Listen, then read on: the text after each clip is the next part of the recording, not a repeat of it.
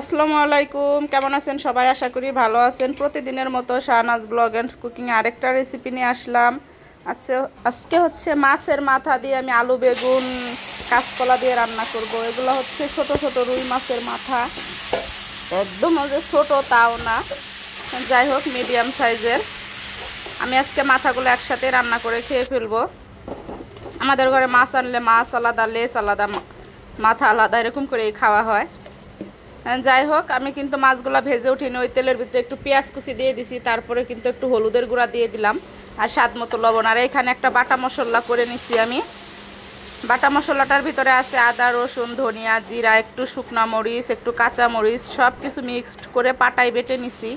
এই মশলাটা দিয়ে কিন্তু এভাবে আলু বেগুনের তরকারি রান্না করে খেয়ে দেখবেন, অসাধারণ লাগে।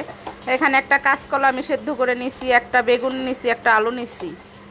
এই গরমে কোনো কিছুই ভালো লাগে না, কিন্তু এভাবে একটু ঝোল করে রান্না করতে গেছি। এই ঝোল খেতেই চায় না ওর আব্বু, তারপরও লাস্টে যায় বলবে ঝোলটা একদম শুকায় ফেলাও। যাই হোক, আমি কিন্তু রান্নাটা হয়তো আপনারা দেখলে বুঝতে পারবেন।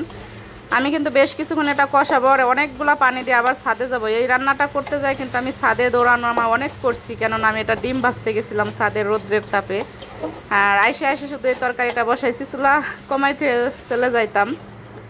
যাই হোক, এখন কিন্তু কষানোর পরে কিন্তু ওই যে আমি আইসে কিন্তু পানি দিয়ে দিলাম, আর পানিটা একটু বেশি দিলাম। ভাবছিলাম একটু ঝোল রাখবো, কিন্তু দুঃখের বিষয় হলো বেগুনগুলো তলাইতেছে না কের লেগে। বেগুন আবার কোন দেশে থেকে আসছে আল্লাহ জানে, এগুলোর এত সাঁতার কাটার শখ। যাই হোক, এখানে কিন্তু টমেটো দিয়ে আর মাছের মাথা, ভাজা মাথা দিয়ে কিন্তু আমি দিয়ে দিলাম। দিয়ে কিন্তু আবার আমি চলে গেছি ছাদে।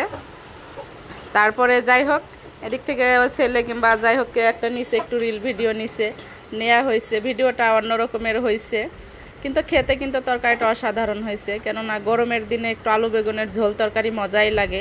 আর যারা আমার ভিডিও দেখেন, যদি ভালো লাগে লাইক কমেন্ট করবেন, খারাপ লাগলে স্কিপ করে চলে যাবেন। ইউটিউব থেকে দেখলে আমার চ্যানেলটা সাবস্ক্রাইব করে রাখবেন। যাই হোক, আমি লবণটা চেখে দেখলাম সব কিছুই ঠিক আছে। এখন শুধু একটু ঝোলটা শুকানোর পালা।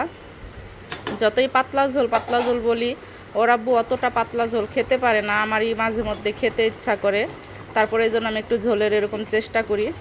যাই হোক, ওর আব্বু বলতেছে যে না, একদম শুকায় ফেলাও, একটু কাদা কাদা হলে ভালো লাগবে। পরে ভাবলাম হ্যাঁ, আলু বেগুনের তরকারি একটু কাদা কাদা হলেও ভালো লাগে, মজাই লাগে। আর মাথাগুলা দিয়ে এরকম করে বেগুন দিয়ে রান্না করে খেয়ে দেখবেন, আবার ভুনা করলেও ভালো লাগে। যাই হোক, রান্নাটা কিন্তু আমার প্রায় শেষের দিকে, দেখতেই পারছেন। ঝোলটা আর একটু ঘন হয়ে আসলেই কিন্তু আমি চুলাটা বন্ধ করে দিব। আর এটা কিন্তু গরম ভাতে ভালোই মজা লাগে, যে গরম পড়ছে কোনো কিছুই স্বাদ লাগে না। এই যে লাস্ট লুকটা দেখেন, একদমই কাদা কাদা শুকাই ফেলাইছি। ভালো থাকবেন সবাই, আল্লাহ হাফেজ।